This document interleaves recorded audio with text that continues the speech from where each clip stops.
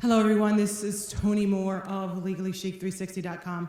Just wanted to come in and have a conversation with you with regards to the crown and the fact that the crown is already yours.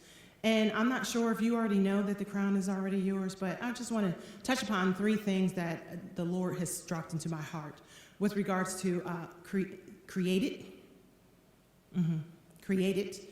and you're created for a crown. You're created for a crown. Now, that's probably hard for you to understand that you've been created for a crown because of the fact that maybe you weren't born into the crown-like life.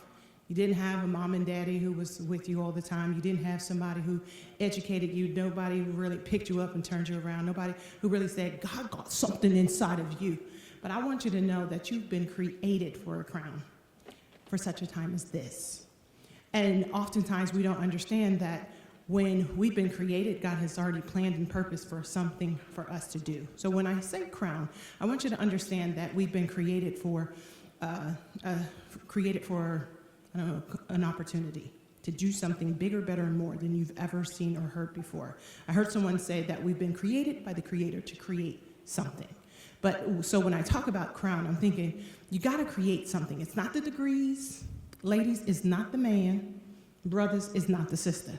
You've been created to do something, and not just about getting a job and getting the good grades and getting, the house on the hill, but created something to make change possible.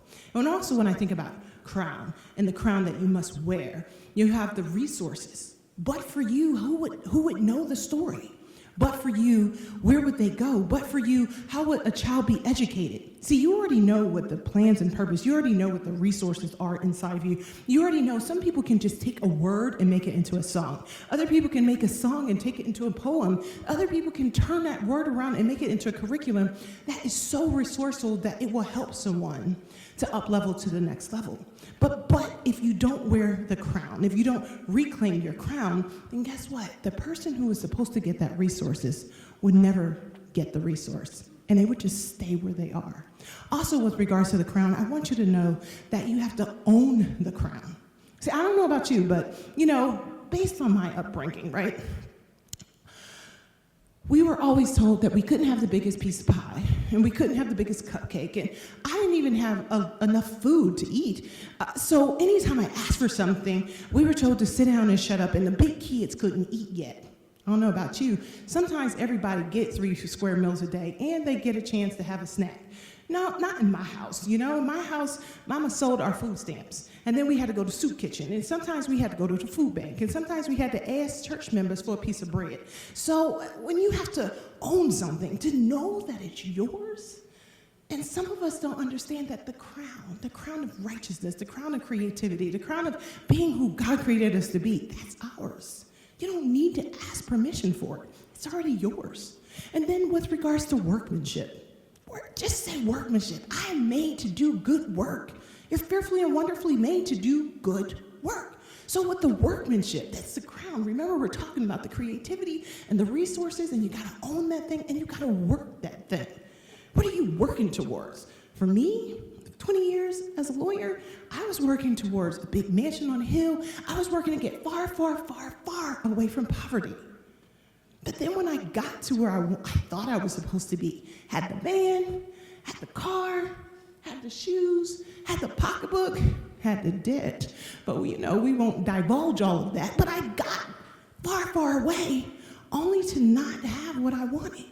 So I didn't work that plan. But when you understand that you have already been created for workmanship, bigger and better and more than you've ever seen or heard before. But you got to reclaim the crown because nobody can do your good works.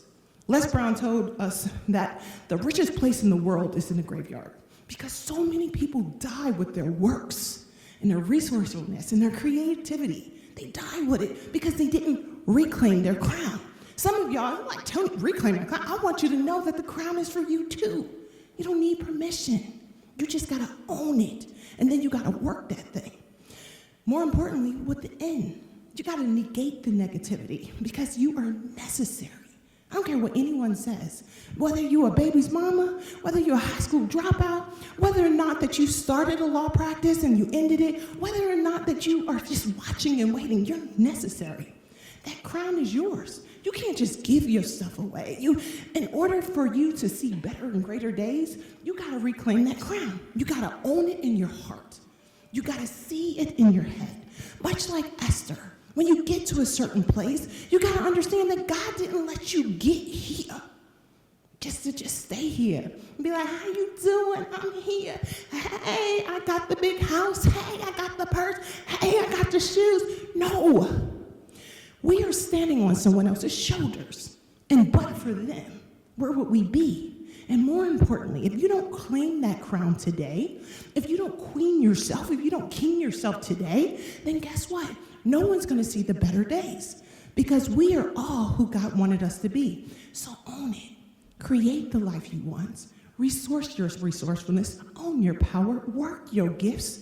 Negate the negativity and be the crown wearer so that you can be the ring bearer. Thank you so much for having me, and we'll talk soon.